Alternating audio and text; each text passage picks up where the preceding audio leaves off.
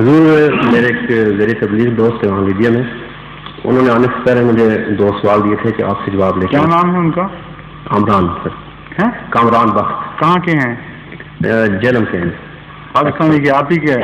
جی آپ ہی کے گائی ہیں؟ جی جی ٹھیک ہے.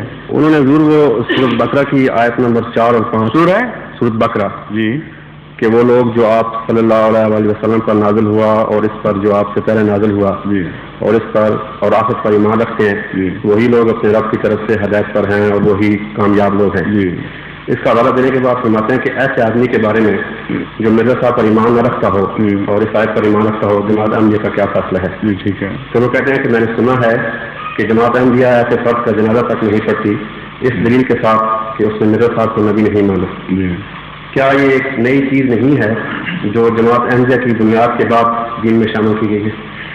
آپ نے اس کا جواب کیا دیا؟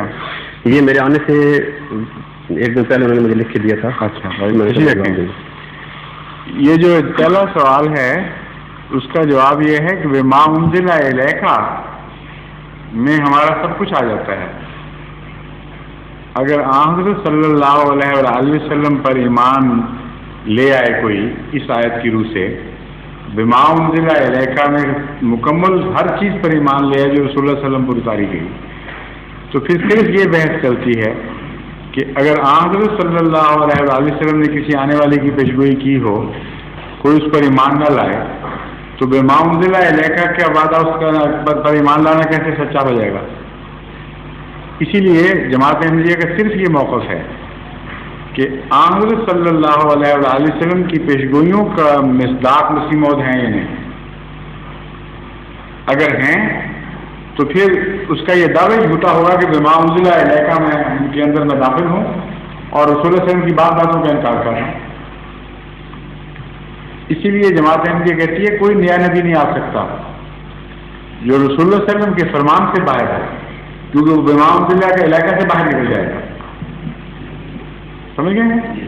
اس لیے شریعت کے کمال کی خاطر اور یہ بتانے کے لیے کہ رسول اللہ صلی اللہ علیہ وسلم کے فرمان کے سے باہر کوئی نہیں آ سکتا، ایمان کو یہاں تک کہہ کے چھوڑ دیا بما انزل الیک.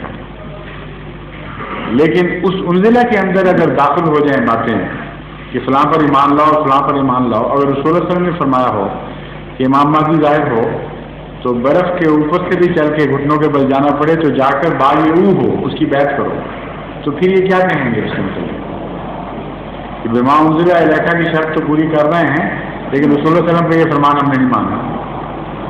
رسول اللہ صلی اللہ علیہ وسلم فرمائے کہ مسیح نازل ہوگا تو یہ کہیں کہ ہم نے نہیں ماننا، مہدی آئے گا ہم نے نہیں ماننا، لیکن بما انزل الیک کو پورا کر رہے ہیں.